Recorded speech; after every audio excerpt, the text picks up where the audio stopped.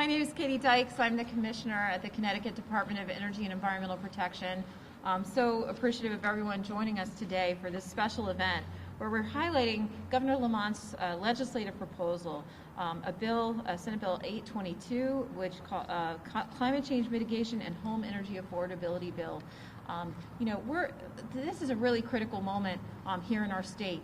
We're addressing a pandemic which is really impacting especially some of our most vulnerable citizens in the state who have been experiencing high energy costs and challenges of affordability in the midst of an economic downturn.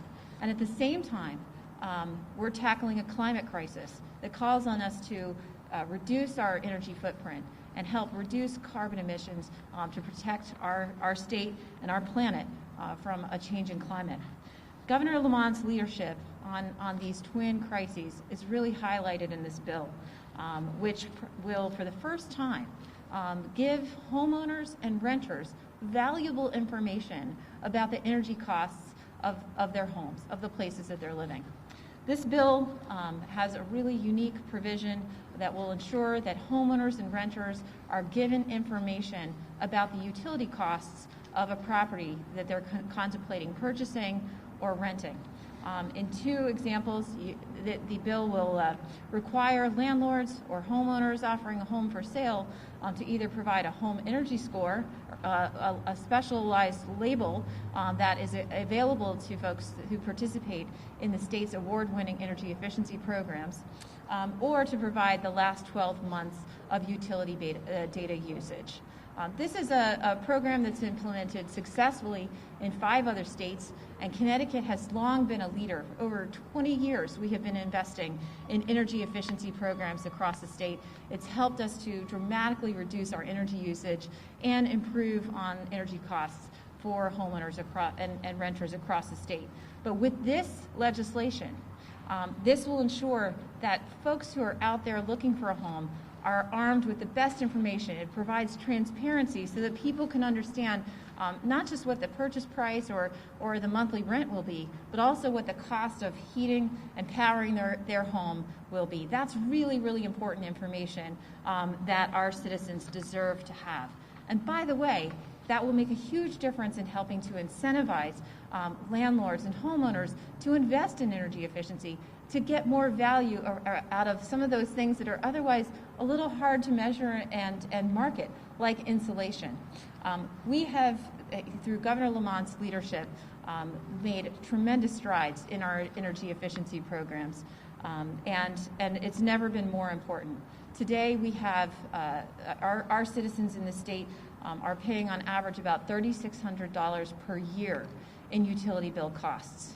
And so it's critical that we expand and have more access to energy efficiency programs and investments that can help bring those costs under control and make homes and buildings more affordable. And this is especially important for our most vulnerable residents, for our communities of color. Some of our low-income citizens in this state may be paying as much as 20% of their monthly income for energy costs. And so they deserve information. They need information to be able to factor in utility costs when they're choosing where to live. It's incredibly important. And when you think about this from the perspective of renters, it's even more important as an equity issue and an opportunity to improve equity in our state. About 1/3 of white residents in our state are renting. In communities of color, that percentage is up to 2/3. And so having this information is especially critical as an equity opportunity here in our state. And it's also going to drive investment in an expansion of clean energy jobs. I just really want to highlight the governor's leadership. When he came into office, he made it a priority to stop the damaging practice of sweeping energy efficiency funds that we've been putting to work in these award-winning programs for so many years into the general fund to fix budget holes. And by preserving those dollars, he has enabled us to make great strides in continuing to reduce energy use and reduce carbon emissions from our buildings. And at the same time, providing predictability and certainty for those hundreds of small businesses, our clean energy and energy efficiency companies across the state that make up the largest percentage of clean energy jobs in Connecticut. And by preserving those funds, we've been able to continue to deliver on affordability options for citizens across our state. And I'm just so proud of what we've been able to accomplish. And also, in the midst of a pandemic, the COVID guidelines that we were able to implement quickly enabled us to keep those energy efficiency services going, even during these unusual times, in a safe manner for everyone involved. So I am just thrilled to have so many folks here that are going to be able to speak to the various benefits of this proposal. I want to acknowledge, first I'll introduce Brenda Watson. She's the Executive Director of Operation Fuel. She's also serves on the Governor's Council on Climate Change. She's been on the front lines of helping to help families in this state who are struggling with energy affordability, at the same time making strides on addressing climate change. So I want to introduce Brenda for a few brief remarks.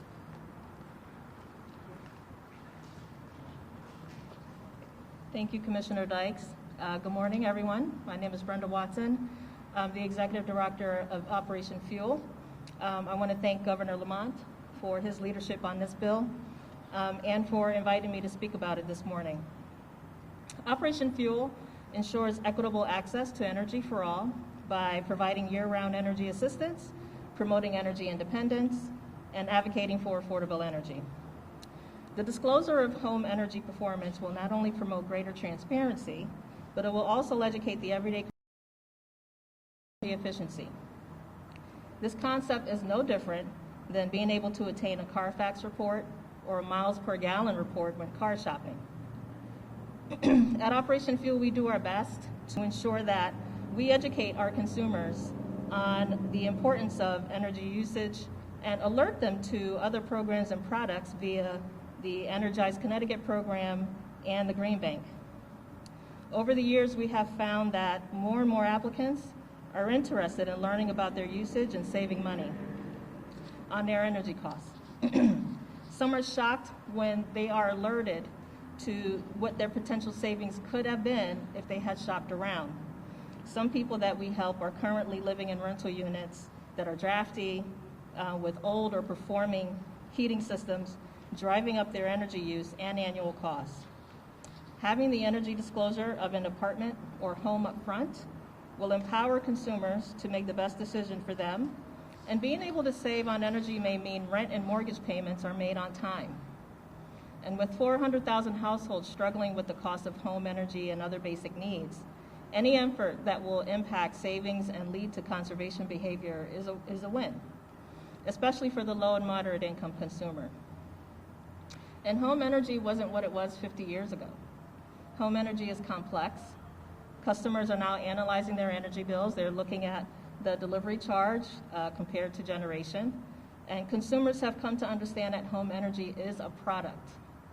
As more and more households are impacted by the energy loss due to extreme weather events, or their household income has been significantly impacted because of the pandemic, any measure that will help folks save money, reduce energy use, and have access to renewable energy is front and center for all consumers. The home energy score could also influence conservation behaviors, but not just for the consumer. It could also encourage home sellers and landlords to invest in energy upgrades, therefore growing the weatherization or home retrofit industry in our state. So there is no downside to this consumer-friendly policy. I want to thank you all for allowing me to speak this morning. And next I want to introduce Shubhita Kamli, who's the Sustainability Coordinator for the City of Hartford. And I also, as she's speaking, I also want to note that we have some of our terrific energy efficiency vendors who are delivering on these programs who are here with us today. Tim Fabian and folks from CMC Energy Services here with us. You guys are welcome to come up and stand with us if you like during the speaking. Shubhita, I'll turn it over to you.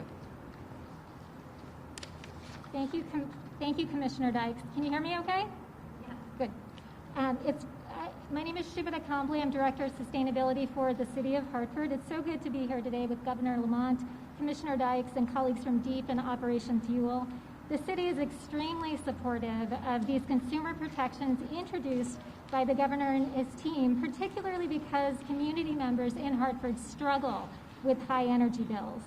We applaud DEEP for their energy justice work and for their efforts on this legislation, SB 882.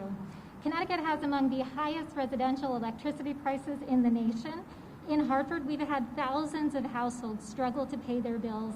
They have what's considered to be severe or very high energy burdens, which means that a large percentage of household income would go towards utilities if a family is able to pay their bills at all. It's possible that our energy burden numbers are much higher right now during the pandemic. The provisions in this bill empower prospective renters and home buyers, and anecdotally, we know that consumers want this information. We're strong believers in using national performance standards to create, as Commissioner Dykes had called it last week, a sort of efficiency sticker, a miles per gallon sticker for homes. Energy performance transparency is one of the most basic steps that we can take to help break this cycle and ensure that prospective renters and homebuyers have solid information on their utility bills before they sign a lease or a mortgage. New York State passed utility bill transparency back in the 1980s, and it's time for us to do the same and better. No matter where we live in Connecticut, this bill has the power to benefit each of us and give us this information that we need to make good housing decisions. Thank you. Thank you so much. Next up, I'd like to introduce Letitia Douglas. She is a property owner, a landlord who is supportive and sees the promise in this legislation for her business. Letitia, would love to have you say a few words. Good morning, everyone. Thank you, Governor Lamont and Commissioner Dykes, for providing me with the opportunity to speak here today, this morning. I am a real estate investor within the state of Connecticut. I do own a handful of properties within the city of Hartford. And as a real estate investor, when purchasing a property, it's all about the numbers. And the number is not just around the purchase price, but around what it costs to hold and maintain a property can really make or break a deal. So transparency around not just the property condition, but whether or not the property was efficiently weatherized, what the home energy score is, and what the energy consumption costs would really help the investor and myself to really make a more informed decision. I support this bill because it empowers landlords to have access to this critical information before purchasing a property. And I appreciate that this bill does take proactive steps to getting us this critical information ahead of time. Also, as a landlord, I do want my tenants to have access to this critical information. When showing my units to prospective tenants, one of the questions that I always get is, what are the estimated monthly utility costs? I have been in situations where I have purchased the unit, immediately put new tenants in place, and when that first utility bill comes in, I'm getting a phone call because the bill is higher than they expected it to be. I don't want my tenants to be in a situation where they have to choose between paying rent and paying their utility bill. So I advocate for this information because I do believe that affordable energy does begin with transparency. Governor and Commissioner, thank you again for this opportunity, and please continue to keep the landlord, especially the small landlords, involved and in the loop with the formulation of this bill. Thank you. Thank you, Ms. Douglas, and we look forward to working with all property owners to help through this bill not only enhance this transparency, but make sure that we're connecting those property owners with the energy efficiency measures that you can access through energizect.com. We are working with you. We want to invest in making all of our homes more weatherized and more energy efficient. Next, I'd like to acknowledge the partnership that we have with many legislators who are supporting us on addressing the climate crisis and improving energy affordability.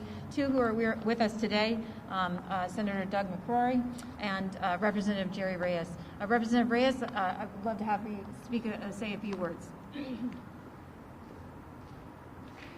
Thank you, Commissioner Dykes. Good morning, everybody. Governor Lamont, thank you, all our distinguished guests here. Environmental justice is one of the 8 pillars of the Black and Puerto Rican Caucus agenda for the 21-22 session. Being transparent in something as simple as land, home ownership, and for tenants in particular, especially when paying utilities is the number one reason, the number one cause for homelessness in this state of Connecticut. Can't emphasize that enough. And I was looking through the bill, and something that jumped out at me as a person that's been wearing glasses for a long time, in there this bill is so well thought out, they actually even changed the font from biblical size to 10 point, so you can really see what the fine point print really says. And you know, it makes a big difference. A lot of people don't read the contracts, but if you make it legible, I think it plays out well. So it's about being transparent, and our president has pushed environmental justice in everything that they do in Washington. And Governor Lamont, I want to thank you, because you've done the same thing here in the state of Connecticut. And on behalf of the legislators that are here and that are not here, thank you very much for this opportunity. Senator McCrory? Hey, I just yarn. Good morning. I'll just say briefly, I've been here 14 years, and I've never gotten a call from Deep to do any type of legislation or look at anything. But about a couple of weeks ago, I did get a call from Deep office, and actually the conversation started about energy and what we want to do. A phone call that I planned for like 10, 15 minutes went on for about 45 minutes, because as we started digging deeper and deeper into this bill, I said, this makes sense. I mean, we have to do this. There's an equity issue in here that we're dealing with. There's transparency issues. But more importantly, when you have Operation Fuel and Brenda Watson and landlords on board with a piece of legislation like this, that also provides opportunities for smaller businesses to do work like we have here, and there's other minority-owned small businesses. This is a win-win all the way around. So I support this piece of legislation, and I will do my best to effort it through the Senate, because I think this is a win for not just property owners, but the entire state of Connecticut. Transparency is very important at every aspect of government. So again, thank you for coming out. Thank you, Governor, for putting this piece of legislation together. Thank you, Commissioner, and let's push this thing through. Thank you. Thank you so much, Senator, and we are really excited to be working with you and Representative Reyes on this important priority. And now I'd like to introduce Governor Lamont, whose leadership has brought us together today, to say a few words. Hey, thank you, Katie. Good morning, everybody. It seems pretty basic, doesn't it? Before you sign that lease, you not only know what the rent cost is going to be, but you know what the utility costs are going to be. It's a very simple idea, and it took me a little while to realize why it's also a really big idea and incredibly important. Jerry mentioned, first of all, we've known in COVID that the environment is just not a nice to have, but it's really just key to our public health. We see how the Black and brown community have been disproportionately impacted in part by environment, what that means for comorbidities. And that's why we're going to do everything we can in terms of the environmental initiative that this represents. There's no less polluting power source than power you're not using and heat you're not using because your apartment is more efficient. And that makes an enormous difference, especially in the communities where people are more likely to rent. And we also have to do a better job of making our state more affordable. And, here I thought a little bit about it, listening to the, landlords, and, we've got $180 million in our energy efficiency fund. CMC, thank you guys so much. We're getting out there 36,000 people in green-collar jobs, making homes more efficient, making homes environmentally honest, and making homes a little more affordable for people, and what you're doing. But by making this part of the rent or making this part of the purchase, now when you're a landlord and they say, hey, what do you think about insulating? What do you think about changing out some of those appliances? Now there's an added incentive to do it, because with this transparency, like Doug McCrory was saying, you have a more educated consumer, a smarter buyer. And that means that we are aligned in terms of what we want to invest in. And that doesn't happen enough in this state. I mean, too often in this state, want to know why we're not very affordable? Because we just pass along costs. If it's health care, it's hospitalizations or drug-related costs, they just pass it along to the insurance company, and they just pass it along to you. And that's what we got to work on. We found that in terms of energy prices as well. The price of, when it comes to produce the energy, what it costs to deliver the energy, what it costs to fix things up for after a storm, they just pass that along to the ratepayers. Well, not for long. I mean, we're looking at performance-based regulation to do that. And often, a landlord could just pass along the price of heat or pass along the price of electricity. Well, no longer. Now you're going to have a smart shopper. This is a smart shopper who knows that the price of electricity and the price of heat can cost 10, 15, 20% of their income. And what a difference that makes, especially now, these tough times. So that's why this makes a big difference in terms of public health. This bill makes a big difference in terms of the environment. It makes a big difference in terms of affordability. And also, I think it's going to be an amazing job creator. I'd like to think that we're going to be doing a lot more energy efficiency work, just like you've had in the commercial sector for years. More and more, a lot of these homes, older homes, leaking like a sieve. You're paying for it out of that leaky window, not for long. I think it's a good day for Connecticut. Thank you. Thank you, Governor, and we are just really so excited about the opportunities with this legislation. As well, I just wanted to add before we turn to questions that today DEEP is also announcing a decision extending and updating our conservation load management plan, our energy efficiency program for the state, because we don't want homeowners and property owners, landlords to be taking this on their own. We are a partner with you. We're approving in this program investments and dollars that are available in rebates and low interest loans or 0% interest loans that will directly reduce 7.3 million tons of carbon emissions in our state, equivalent to taking 1.5 million passenger vehicles off the road for 1 year. And that plan is going to, again, create and support 36,000 jobs across the state, folks like CMC. So thank you all for being with us today, and happy to take any questions you have. Any questions?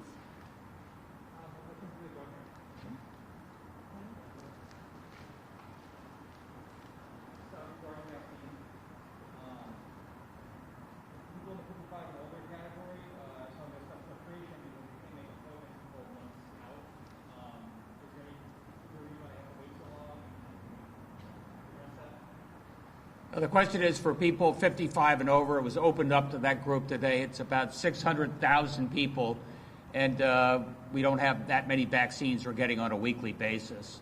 If we had followed the CDC guidelines, it would have been 1.8 million people, and you would have been going out months. I think we're going to be able to take care of the vast majority of the 55 and over folks over the course of the next 3+ weeks.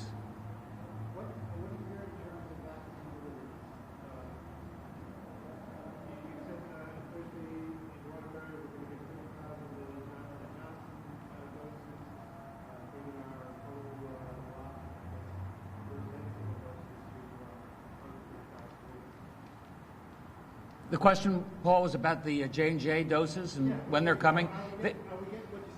Yes, we're going to get at least what we said we're going to get. We're going to get it this week. And remember, when you get 30,000 doses of J&J, that's the equivalent of 2 doses of Pfizer and Moderna.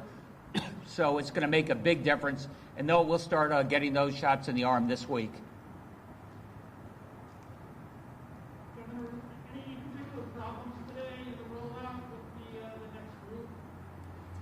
I think there's an awful lot of 55-year-olds who are up at 12:01 in the morning trying to get online. And I think for a lot of people it worked pretty well. A lot of people, I'm afraid, you're going to have to be a little bit patient over the course of the next week or so. But I guarantee you we're going to be able to get everybody vaccinated, I think, within the period of time we've estimated.